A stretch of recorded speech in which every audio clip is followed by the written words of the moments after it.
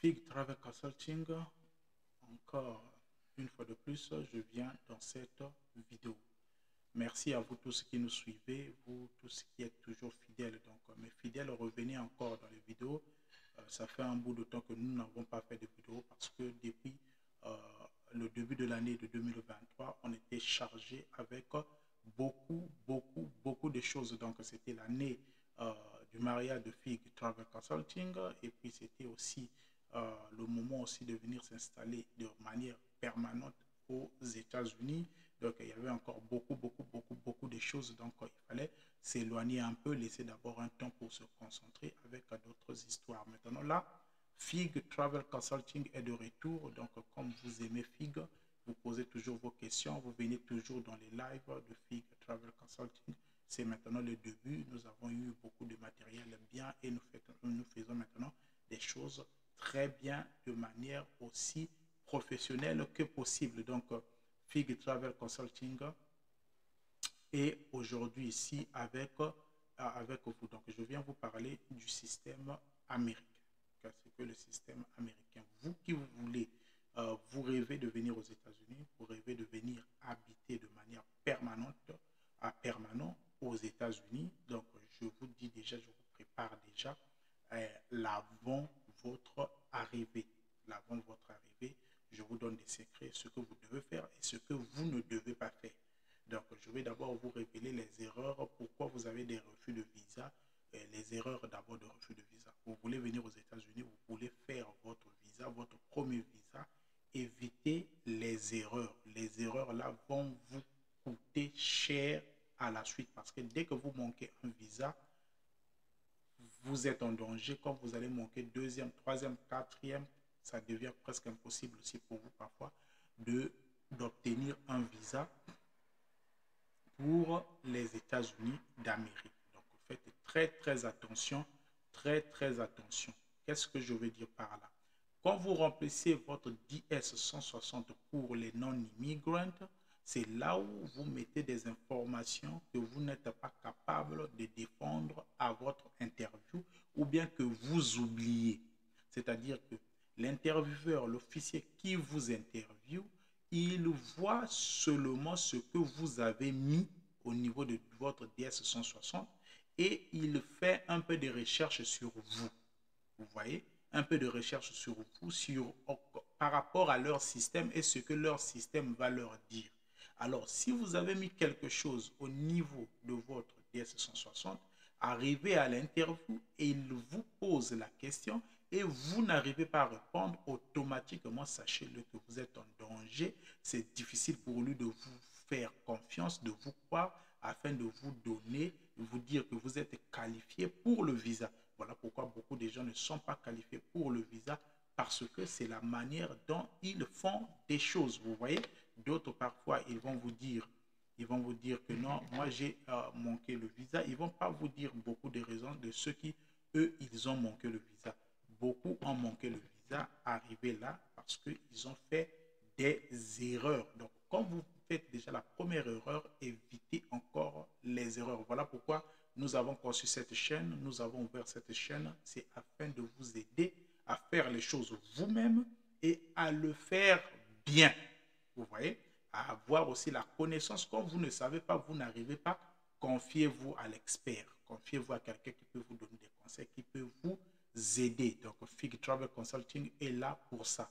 Fig Travel Consulting n'est pas une ambassade ou un consulat qui accorde les visas. Fig Travel Consulting vous aide dans la procédure de l'assistance visa. Il vous aide dans vos documents, il vous donne des conseils et il prend en charge votre dossier par rapport à son expertise. Après là, il vous entraîne et vous prépare pour l'interview en vous montrant beaucoup de choses que vous allez éviter et il vous laisse là à la porte peut-être de l'ambassade. Vous rentrez vous-même là-bas. Fig Travel Consulting n'est plus là-bas. Ce qui se passe là-bas, c'est entre vous et votre intervieweur. Et quand vous sortez avec le résultat, que ce soit positif, nous bénissons Dieu, nous célébrons. Quand c'est aussi négatif, nous bénissons aussi Dieu. Fig Travel Consulting n'est pas une agence, n'est pas une ambassade, mais c'est une agence d'assistance visa et vous assiste dans votre procédure. Vous voyez? Donc, c'est un peu ça. Bon, maintenant, je vais vous parler du système américain. Du système américain, je veux venir aux États-Unis. Comment fonctionnent les États-Unis? Les États-Unis, un pays capitaliste qui fonctionne par rapport aux taxes et ils prennent ça au sérieux. Ici, dans ce pays, ils font confiance à tout le monde. Ils te croient sur parole ce que tu déclares. Dès qu'ils voient quelque chose de suspicieux sur ton compte, sur toi, et dès qu'ils t'attrapent sur un mensonge, c'est fini pour vous. Vous allez haïr ce pays. Vous voyez? Par là, je vais vous expliquer quoi. Par exemple, dans ce pays, vous arrivez dans ce pays, vous êtes bien, vous avez votre green card, vous avez votre résidence permanente, vous avez beaucoup de choses qui vous est permis de faire. Vous avez, vous avez accès aux cartes de crédit, vous avez accès aux dettes, vous avez accès à beaucoup de choses à acheter par rapport aux cartes de crédit. Vous, vous arrivez ici, par rapport à l'Afrique, vous n'avez pas eu ces choses-là. Alors, quand vous voyez que vous êtes résident permanent, vous avez votre document, votre papier, et vous commencez maintenant à prendre n'importe quel crédit. Vous commencez à consommer de l'argent d'autrui qui vous conduit dans des dettes et que vous, parfois, vous ne serez pas en mesure de rembourser. Dès que vous n'êtes plus en mesure de rembourser, vous faites passer les échéanciers que vous devez payer, par exemple, chaque mois par rapport à chaque carte de crédit. Là, déjà, vous êtes déjà quelqu'un à faire moins confiance. Et c'est là où les ennuis commencent. Parce que vous allez être lié à travailler pour payer cela. Alors, si vous ne travaillez pas pour payer cela, vous êtes maintenant dans des négatifs, dans des moins, et ça devient difficile pour vous. Par exemple, vous venez ici avec votre green card, vous devez d'abord commencer par construire votre carte de crédit, votre score, le score de crédit. C'est-à-dire, il y a un certain score.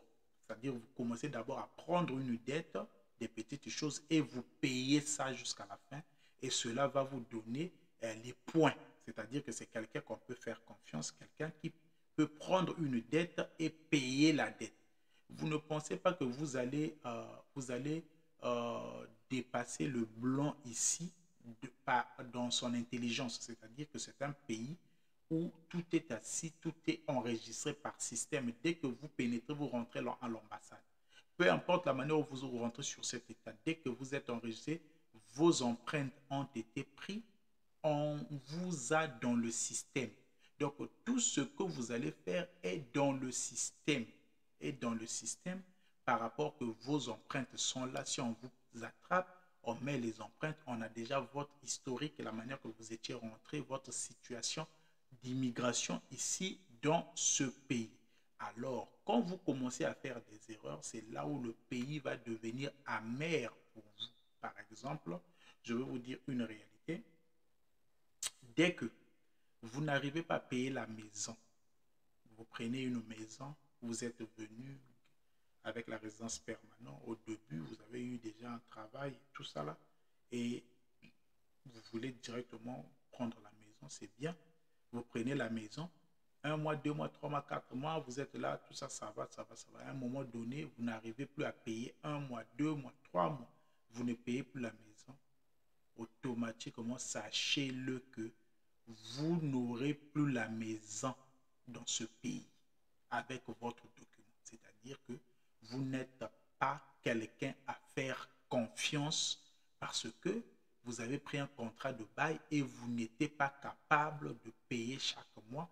Vous êtes irresponsable et automatiquement on vous déclasse. Mon frère qui me suit, ma soeur qui me suivra, vous tous qui allez me suivre, vous ne serez plus capable de prendre une maison dans ce pays. Donc, quand vous venez ici aux États-Unis avec votre green card, faites très, très attention. Je vous donne déjà des conseils en avance. Vous venez comme ça avec votre green card, on vous a dit, vous pouvez prendre la voiture. Vous allez prendre, ils vont vous chercher, ils viendront, ils vont vous chercher, ils vont vous envoyer cela. Vous allez prendre, ils vont même vous envoyer par votre mail, dès que vous enregistrez, vous mettez vos détails dans le système, là, telle chose, on vous envoie la carte de crédit. Ils veulent que vous puissiez consommer comme ça, vous êtes déjà dans ce système, les dettes déjà commencent. Vous voyez? Donc, vous ne devez pas prendre toutes choses, vous devez éviter les dettes. Vous devez éviter les dettes.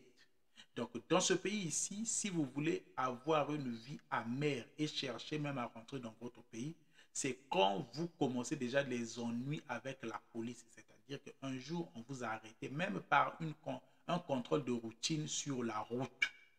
Dès qu'on vous arrête sur des fautes, même sur la route, par exemple, vous avez garé dans un parc là où ce n'est pas permis de garer votre voiture, et là on vous donne un ticket, c'est-à-dire euh, on vous donne en français je dirais, on vous donne un ticket d'aller payer, c'est-à-dire que l'infraction que vous avez fait, on vous donne un ticket, c'est-à-dire que vous devez payer par exemple 50 $, 20 $ sur ça, le fait de parquer dans un parking réservé par exemple, tout ça là, ou là où il n'y avait pas de parking. Et dès que vous commencez déjà là, à partir de là, bien que vous allez payer et que vous payez, mais vous êtes déjà enregistré, c'est déjà dans le système que vous avez déjà une fois eu le ticket sur que, parce que vous avez, vous avez garé votre voiture là où il ne s'agissait pas. C'est bien. Maintenant, quand vous ne payez pas et que la police est derrière vous, c'est là où les ennuis commencent. C'est là où les ennuis commencent. Donc, vous venez avec votre green card. Je parle à tous les gagnants de la DV Loterie et les futurs gagnants de la DV Loterie. Donc, quand vous venez avec votre green card, sachez-le que bien que tout vous est permis, tout aussi vous n'êtes pas permis. Vous comprenez? Donc, vous pouvez tout faire dans ce pays en arrivant avec votre document. Même quand vous arrivez, vous pouvez vous permettre de tout faire. Vous allez aimer le pays. Vous pouvez vous permettre de tout faire, avoir une grosse voiture, vous avez les capacités là. Aussi longtemps que vous travaillez, on va vous couper de l'argent. Parfois, c'est 300 $, 200 $, 250, 350. Cela dépend de là où vous achetez la voiture, de là où on vous donne la voiture. Vous pouvez conduire comme ça une voiture de 80 000 $, 100 000 $. Ça dépend que de vous, la manière que vous voulez prendre. Mais sachez-le seulement sur le paiement. Par exemple, vous prenez une voiture de 80 $ qui va vous faire au moins 3 ans, 4 ans, 5 ans de paiement, parfois 5 ans de paiement. Donc, vous allez travailler pendant tous les 5 ans-là à rembourser l'argent de la voiture, le trou. Maintenant, quand vous manquez maintenant les échéanciers de rembourser l'argent de trou de la voiture, ils viennent vous ravir d'abord la voiture et vous allez payer cette dette-là. Bien qu'on vous ravit la voiture, et vous êtes dans l'obligation de payer le reste de la dette. Imaginez un peu, c'est cruel. C'est cruel. Bien qu'on est venu te ravir la voiture, mais on t'oblige encore de payer l'argent que vous avez consommé, vous avez pris de la voiture. Parce que la voiture, là, dès que vous prenez ça, ça change de valeur. Dès que ça commence à conduire, ça chute directement parce que c'est déjà une voiture consommée. Vous voyez? C'est déjà une voiture consommée, donc vous devez payer le prix là qu'on vous avait vendu. On vous avait vendu par rapport au pourcentage et tout. Donc ça, c'est avec le système américain quand vous arrivez aux États-Unis d'Amérique. Il y a le travail aux États-Unis d'Amérique, il y a beaucoup de travail, cela dépend aussi de l'État là où vous êtes. C'est un pays, un beau pays, c'est un bon pays, beaucoup des opportunités, le paiement par semaine est bien et tout ça là, il y a beaucoup d'argent. Surtout quand vous venez avec votre document, vous pouvez travailler, combiner 2, 3 boulots. Cela dépend de votre force et des emplois que vous avez. Vous voyez? Donc, pour ceux qui ont étudié les études universitaires, je vous conseille, quand vous venez ici, quand vous arrivez aux États-Unis, allez vers l'évaluation de vos diplômes. Avec NACES, vous évaluez vos diplômes, on va vous donner le niveau par rapport à ce pays. Donc, par rapport à ce pays, ils ont le Bachelor Degree qui est de 4 ans. Ils ont l'Associate Degree qui est de 2 ans. Vous voyez? Pour le Bachelor Degree, c'est comme une licence, mais pour tous ceux qui ont passé le cycle francophone de 3 ans, vous serez obligé de continuer encore 1 année ou 2 ans ici pour avoir votre licence d'ici. Si vous venez avec un master, évaluez votre